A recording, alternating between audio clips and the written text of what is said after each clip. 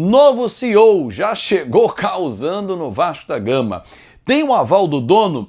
Vou trazer uma notícia exclusiva para você. Você não pode perder essa, ninguém sabe, mas eu vou contar para você e é agora. Vou logo abrir o vídeo com ela, porque tem outras informações, mas a exclusiva eu já abro para você, a quentinha. Bom, você sabia que o futuro dono da SAF do Vasco, o Marcos Lamáquia, em diversas conversas com o Pedrinho, com todo o pessoal da diretoria, e um dos assuntos tratados tem sido o CT, né, Moacir Barbosa.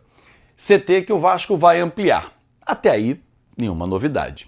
Mas você sabia que o Marcos Lamáquia indagou qual seria o melhor CT, qual seria o modelo de CT que o Vasco gostaria de ter?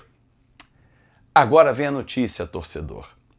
Palmeiras e Bragantino são dois modelos de CT que o Vasco tem como espelho.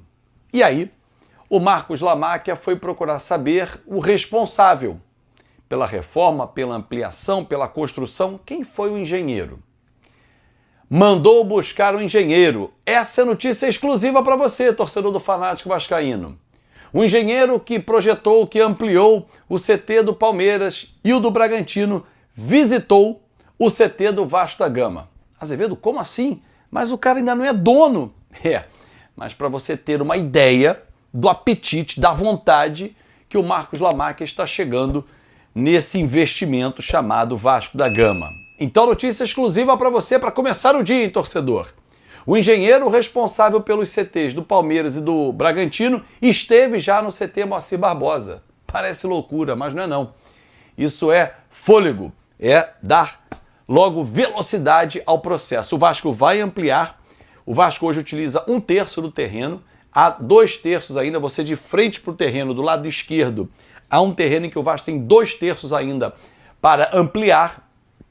Então, o Vasco irá utilizar esse espaço e vai fazê-lo. Aliás, já há conversas com o Marcos Lamáquia para o investimento na ordem de 100 milhões de reais ao longo, né, de mais de um ano de reforma e ampliação do CT do Vasco, que vai ficar realmente do tamanho que tem que ser o Vasco da Gama. Essa foi logo a primeira, hein? Bom, vamos falar sobre Fred Luz. Ontem, resgataram uma entrevista do Fred Luz ao Lance, um bate-papo. O Fred Luz, até onde eu sei, eu não sei dizer se ele é corintiano ou flamenguista, mas vascaíno eu sei que ele não é. Para mim, tanto faz. Se ele for um grande profissional, importante é isso. Ele vem de uma empresa renomada, que é a Álvares e Marçal, que está fazendo a recuperação judicial do Vasco. Bom, o que significa isso, Azevedo? Significa que ele já está por dentro de tudo que está acontecendo na Vasco da Gama SAF. A Justiça entende que esse movimento não atrapalha em nada, porque é alguém de dentro do cenário que está entendendo o que está acontecendo, que vai participar do movimento, né, de sequência da Vasco da Gama SAF. Porém, ontem, essa entrevista, né, esse bate-papo bem-humorado, como queiram denominar, dado ao Lance, numa brincadeira com Paulo Ganimi, que é um vascaíno, e não sei ainda se é diretor-geral, CEO do Lance, mas ele estava no comando do Lance à época, e ele brincando, olha, pô, aproveita, tá em primeiro, porque depois já sabe quem vai ser o vice e tal.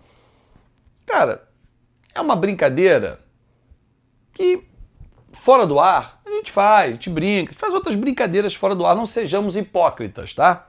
Você, torcedor, provavelmente, como brincadeira, faz até pior, mas é tudo brincadeira, ok?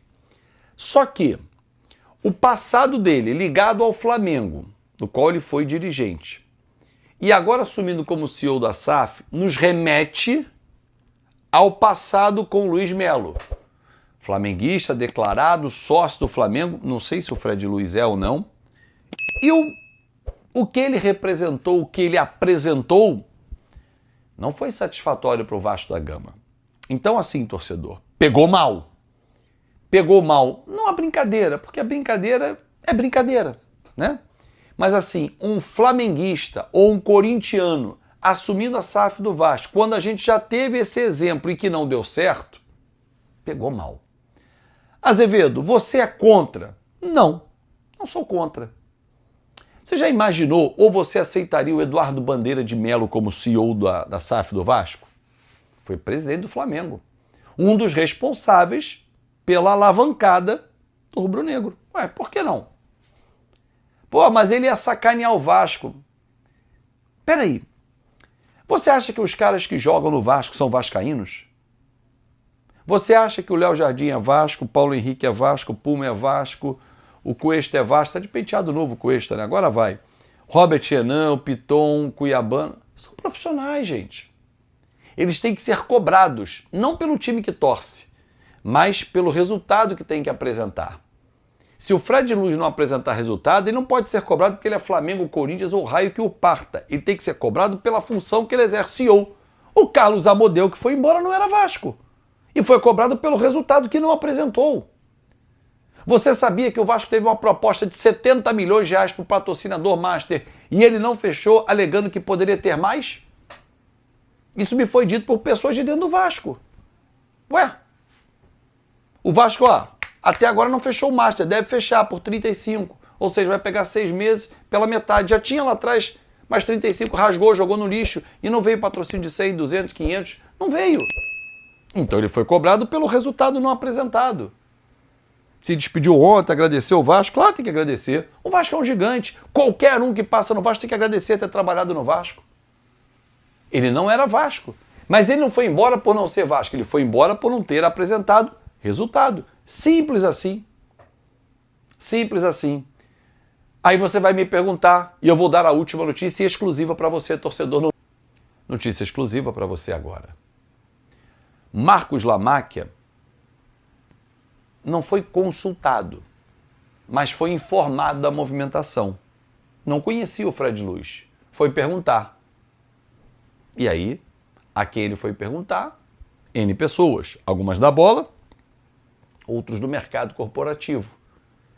E com as boas informações, deixou o barco tocar. Toca aí, comanda. E isso foi feito. Então, o futuro dono deu aval para seguir. Significa que quando ele assumir, daqui a 2, 3, 4 meses, X tempo, ele vai manter o Fred Luz? Ninguém sabe. Até lá, ele, Fred Luz, terá que apresentar resultados. Senão, ó, vai passar no pescoço o cerol fininho nele. Não tem jeito. É isso. Todo mundo está com a cabeça a prêmio sempre, em qualquer profissão, em qualquer lugar. O Vasco da Gama segue sendo um dos clubes mais movimentados do futebol brasileiro nesta segunda metade de 2026. O momento é de reorganização interna, com foco total na reestruturação do elenco e nas decisões envolvendo a SAF do clube. O principal assunto do dia é a decisão judicial que afasta o presidente Pedrinho do comando da SAF do Vasco. A Justiça nomeou uma interventora para administrar a estrutura do futebol, em meio a questionamentos sobre a gestão e governança do projeto. Mesmo com a mudança na SAF, a Justiça destacou que a decisão não impede negociações em andamento envolvendo o futuro do projeto. Ou seja, o processo de reestruturação continua, mas sob nova supervisão judicial. No futebol, o Vasco segue analisando o mercado. Entre os nomes mais falados está o do meio-campista Nelson de Ossa, do Betis, que segue sendo avaliado pela diretoria. O clube também busca reforços pontuais para ajustar o elenco na próxima janela.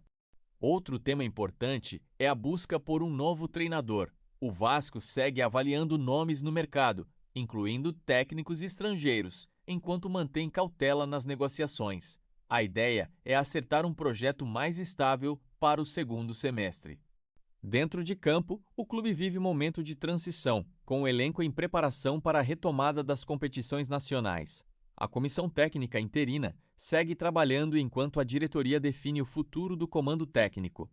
O Vasco segue em semana decisiva, com mudanças na gestão da SAF, movimentações no mercado e definições importantes para o futuro do clube. As próximas horas e dias podem trazer novos capítulos para o Gigante da Colina.